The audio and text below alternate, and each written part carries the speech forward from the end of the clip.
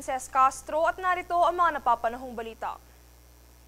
Higit 2,000 personnel ang nakatakdang i-deploy ng MMDA para sa malawakang rally o ang ikalawang yugto ng trilyon-peso march sa People Power Monument at Luneta sa November 30. Ayon kay MMDA Chair Romando Artes, tutulong ang mga tauhan ng ahensya sa pagtugon sa anumang road emergency, daloy ng trapiko at post-event cleaning operations. Bukod sa adjustment ng mga barriers sa EDSA, magpapatupad din ng MMDA ng ilang road closure sa Quezon City at Maynila, bunsod ng inaasahang dagsa ng mga lalahok sa kaganapan.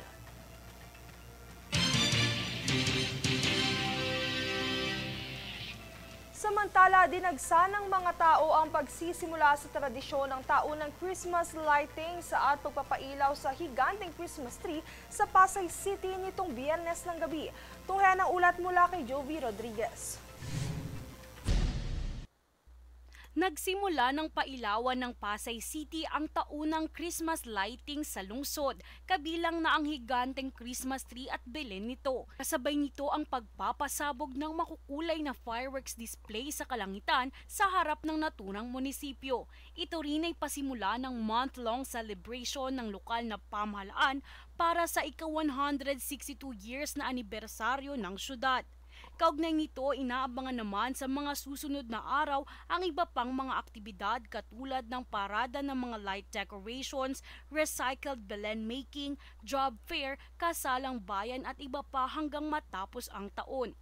Ayon naman kay Pasay City Mayor Emmy Calixto Rubiano, 162 na mga bata at 162 na mga senior citizens ang binigyan na ng maagang pamasko, kabilang na ang pagbibigay pagkain sa kanila. Dagdag pa ng Mayora, magbibigay rin ng Christmas packages sa lahat ng mga residenteng Kapos at nangangailangan. Lagi namin tinataon, ilang taon kami, 162, inuuna lang namin kuha kami ng mga bata, 162, at yung mga magulang nila, ay binibigyan din namin ng konting pagkain at mga regalo para din sa aming Pasay Day celebration at maagang papasko. Sa kabilang banda, makaraang nagsimula na rin ang maagang selebrasyon ng Kapaskuhan sa mga iba't ibang lungsod ng Metro Manila, kabilang na ang makulay na Christmas tree at fireworks display sa Antipolo City. Kasabay nito ay makikita rin sa Quezon City Memorial Circle kung saan tampok sa naturang pasyalan ang mga kumukuti-kutitap na mga pailaw na nagkalat sa lugar. Nitong October naman ay maagang nagsimula ang kinakaaliwan ng mga karnival at pailaw sa riverbanks sa Marikina na tampok na pasyalan ng buong pamilya. Samantala, sa kabila ng mga pailaw na ito, kamakailang inanunsyo ni Manila Mayor Isko Moreno na ipagliliban muna ang paglalagay ng parol sa buong lungsod. Ayon sa alkalde, ang importante umano ay nandyan ang pamilya ngayong Kapaskuhan. Jovi Rodriguez, nag-uulat para sa Golden Nation Network.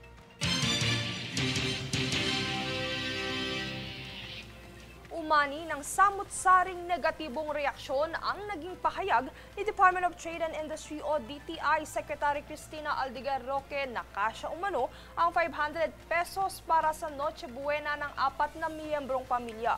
Kabilang dito ang kritisismo ng mga miyembro ng Makabayan Bloc kung saan tinawag ni ACT Teachers Party List Representative Antonio Tino na nakaka-insulto sa mga pamilyang Pilipino at tila out of touch at tone deaf ang pahayag ng DTI.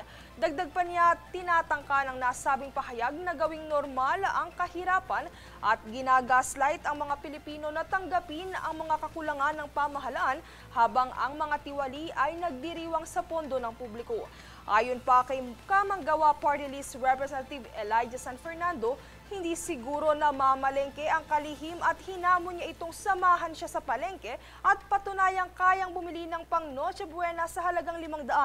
Ngunit sa kabila ng mga batikos, naninindigan pa rin si Secretary Roque na kasya ang 500 pesos kung magiging batayan ang inilabas ng DTI na Noche Buena Price Guide.